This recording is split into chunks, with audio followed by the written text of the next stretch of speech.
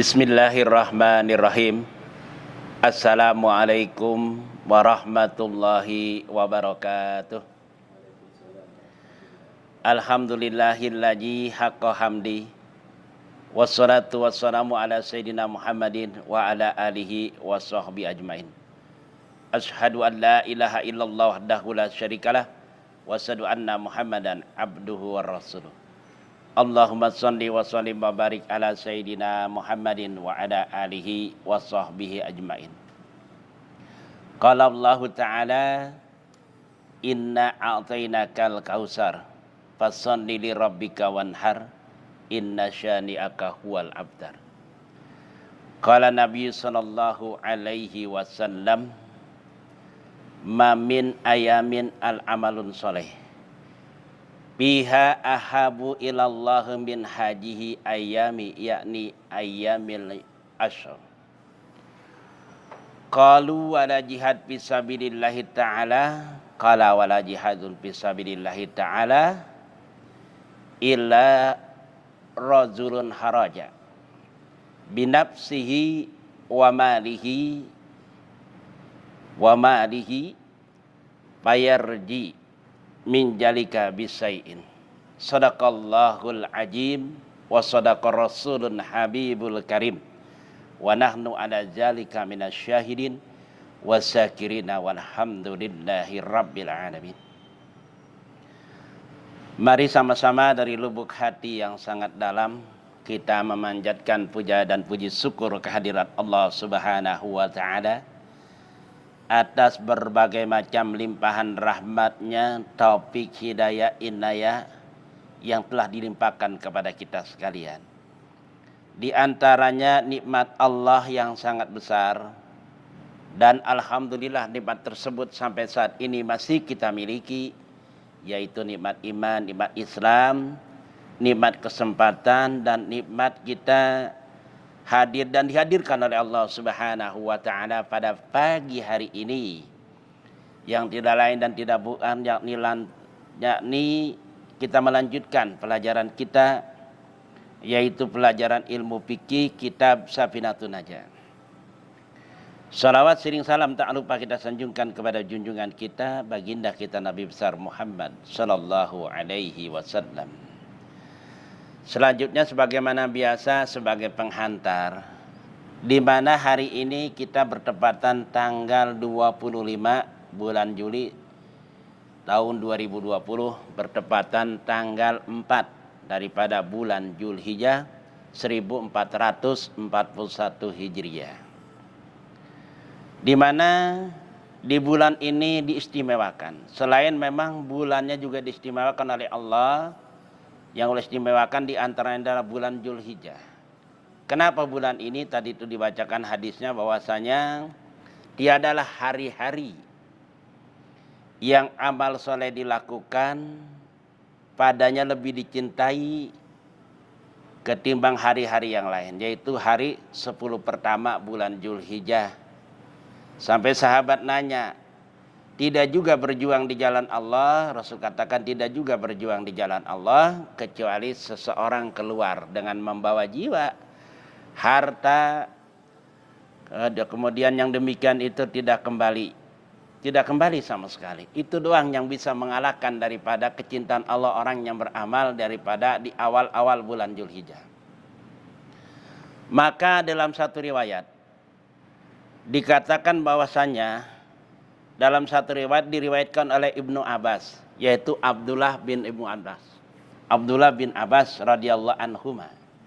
Kenapa radhiyallahu anhuma? Kenapa bapaknya, anaknya dua-duanya sahabat Nabi. Jadi radhiyallahu anhuma. Kata Ibnu Abbas, ini kita dianjurkan di satu daripada bulan Zulhijjah, yaitu untuk berpuasa, ditekankan berpuasa atau apa saja. Amal soleh kan apa saja, bentuknya baca Quran, bentuknya taklim, bentuknya adalah sedekah, tapi dianjurkan baca Quran. Yang dianjurkan adalah berpuasa. Kenapa dikatakan di situ? Kata Abdullah bin Abbas bahwasanya di 1 Zulhijjah ini adalah diterimanya taubat Nabi Allah Adam. Tuh, di 1 Zulhijjah diterimanya taubat Nabi Allah Adam. Jadi barang siapa yang berpuasa di 1 Zulhijjah, itu katanya akan diampuni segala dosa-dosanya. Gede banget. Dosa-dosanya diampunin oleh Allah Subhanahu wa taala. Kemudian di hari kedua Zulhijjah, itu hari kedua, hari Kamis ya. Hari kedua hari Kamis. Hari pertama hari Rabu, hari kedua hari Kamis. Itu adalah diselamatkannya Nabi Allah Yunus. Bertepatan diselamatkannya Nabi Allah Yunus.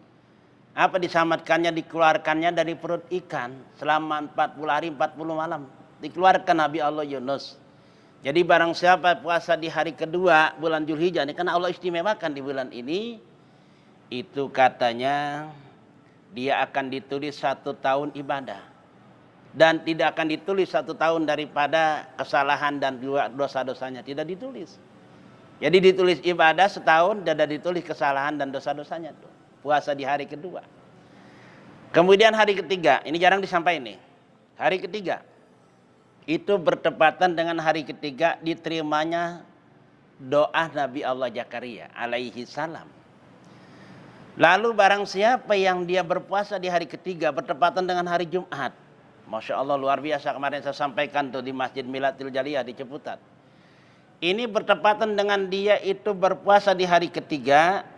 Itu katanya segala hajat-hajatnya akan dikabulkan oleh Allah Subhanahu wa taala. Kita banyak hajat sama Allah. Yang dagang perlu yang namanya agar laku dan laris dan juga beruntung. Artinya untung. Yang bekerja biar dikasih sehat, biar lancar pekerjaannya, enggak kena pengurangan lagi kayak begini. Kan banyak hajat kita. Jadi puasa di hari ketiga bertepatan dengan hari Jumat. Tuh. Kemudian di hari keempat, ini saya sampaikan karena ini materinya dikit nanti. Di hari keempat adalah bertepatan dengan apa?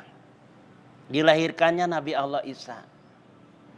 Jadi barang siapa puasa di hari keempat, yaitu apa hari keempat itu, orang yang berpuasa di hari keempat, dia tidak akan mengalami kesulitan hidup dan kesengsaraan. Masya Allah. Jadi orang itu selalu diberikan apa yang dia mau oleh Allah Subhanahu wa taala. Kata Rasul, ini hadis Rasul diriwayatkan oleh Abdullah bin Abbas. Hari keempat nih bertepatan dengan dilahirkannya Nabi Allah Isa. Tidak akan mengalami kesengsaraan dan kesulitan hidup. Kemudian di hari kelima bulan Zulhijjah itu bertepatan dengan dilahirkannya Nabi Allah Musa. Jadi barang siapa yang berpuasa di hari kelima, hari Minggu besok. Hari Minggu besok itu dia akan dihindarkan daripada sifat munafik dan dihindarkan daripada azab kubur. Kubur ini hanya 2. Kalau nggak dapat rahmat, dapat azab. Karena kubur dikatakan radah min riyadil jannah, hupratin min hupratin niron. Kubur adalah sorga, taman daripada taman sorga, dan juga semprong daripada api neraka. Jadi orang itu disifat munafik. Munafik ini Masya Allah. Munafik ini kita nggak sadar.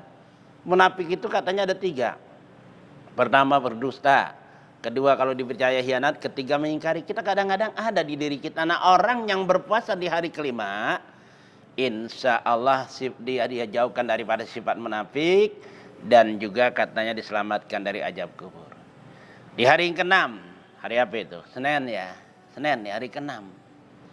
Itu katanya hari ke-6 Allah banyak memberikan kebaikan-kebaikan pada nabinya. Ini hari ke-6 nih.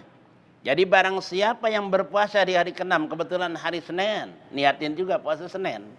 Asal jangan puasa qada, artinya masih ada qada, puasa itu jangan. Ini puasa qadanya nggak ada, qada Ramadan maksudnya. Dia puasa di hari Senin, yaitu hari yang ke-6. Kebaikan-kebaikan diberikan para nabi, dan orang yang berpuasa katanya akan dipandang rahmat oleh Allah. Artinya dipandang kasih sayang. Siapa orang yang dipandang oleh rahmat sama Allah, artinya rahmat Allah dipandang sama dia, tidak akan disentuh oleh api neraka. Karena malaikat nggak bisa. Bagaimana saya bisa menyiksa? Kalau orang tersebut dipandang rahmat kasih sayang oleh Allah, neraka patuh sama Allah. Nggak bisa. Tuh. Di hari ke-6. Di hari ke-7. Di hari ke-7 bertepatan dengan pintu neraka ditutup oleh Allah Subhanahu wa taala di hari ke-7. Dan tidak akan Allah buka sebelum tanggal 10 habis. Hebat benar nih. Hebat benar nih di bulan Zulhijjah ini. Enggak Allah buka itu sebelum tanggal 10-nya habis. Sebelum tanggal 10. nggak akan dibuka itu neraka. Iya, jadi barang siapa orang yang berpuasa di hari yang ketujuh, itu Allah akan tutup 30 pintu kesulitan-kesulitan. Ya Allah, banyak.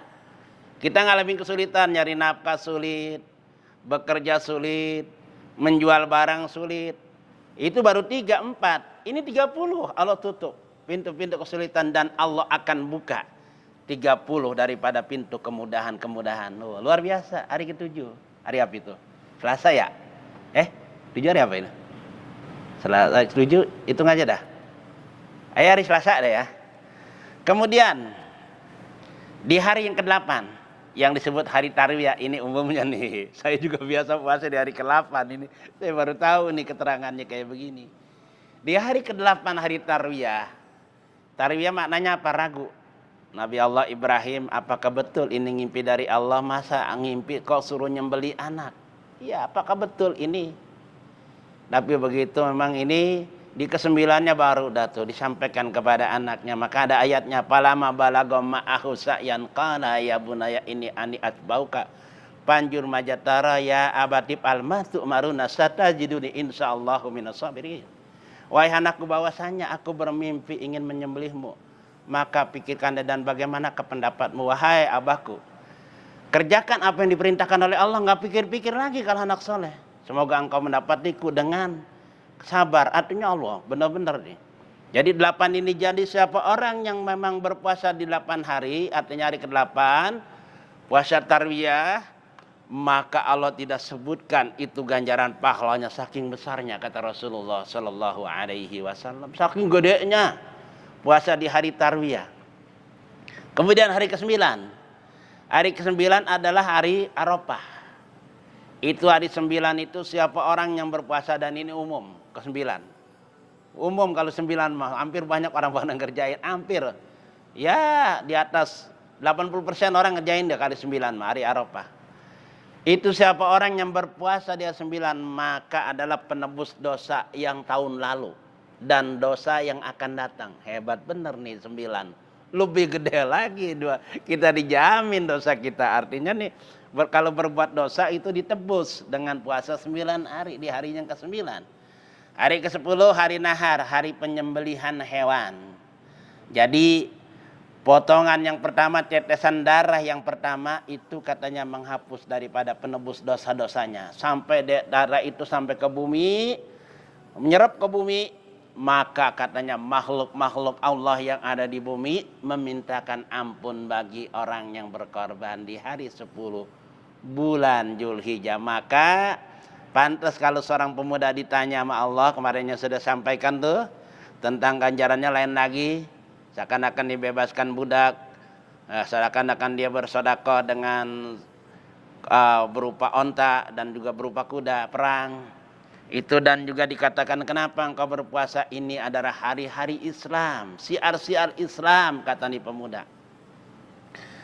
Makanya wajarlah kalau yang namanya bulan Dzulhijjah ini takbirnya juga takbir muqayyad, yang dimulai dari tanggal 9, yaitu ba'da sholat, habis selesai sholat subuh, udah mulai takbiran, udah mulai takbir sampai 10, 11, 12, 13, yaitu hari-hari tasyrik. Setiap habis sholat takbirannya. Habis sholat duha takbir disunahkan. Habis sholat wajib apalagi, ini jarang dipakai. Ini mudah-mudahan didengar nih orang nih. Setiap habis sholat takbir muqayyad. Maka ini anak muda katakan ini adalah siar-siar Islam. Habis sholat tahajud di hari-hari tasyrik takbiran. Jadi habis sholat apa saja, habis sholat duha takbiran, habis sholat zuhur takbiran. Jangan dibulu diselingin dengan zikir yang lain, itu dulu disunahkannya. Ini disunahkannya setiap habis sholat. Ya sholat apa? Ya sholat apa aja. Baik yang sunah terlebih-lebih yang wajib. Habis sholat tahajud ya takbiran. Habis sholat jenazah, misalkan ada jenazah kebetulan di hari-hari tasyrik atau 10 Dzulhijjah, takbiran dulu. Makanya habis yang namanya kita nih sholat Idul Adha, itu habis salam, ya takbiran dulu. Doa, kecuali Idul Fitri, udah habis takbirannya, langsung aja udah khatib naik mimbar. Begitu. Paham ya? Udah selesai nih, tinggal ngamalin. Tinggal ngamalin. Apa mengamalin besok? Enggak terlambat, masih di 10 awal daripada bulan Dzulhijjah. Makanya dikatakan yakni amalin, yakni ayami asrun. Yakni yang dimaksud adalah 10 pertama daripada bulan Dzulhijjah. Kayak gitu Allah cintanya. Iya, pihak ahabu ilallahi min ayamin. Min hajihi ayamin. Tidaklah Allah melebihkan kecintaannya, melebihi cintanya kepada hari-hari, melainkan hari ini yang dimaksud ya ayamil asrun, yaitu hari tanggal 10 daripada bulan Dzulhijjah. Ini masih ada. Baru tanggal 4. Silakan. Mau puasa di hari yang keempat, kelima, keenam, ketujuh, ke-8, ke-9. Jangan enggak sama sekali. Rugi. Rugi kalau enggak sama sekali. Ke-9 dah kurang-kurang. Hari Arafah. Ke-9 jangan apa enggak nih. Rugi kata ulama tuh. Rugi katanya. Jangan enggak sama sekali.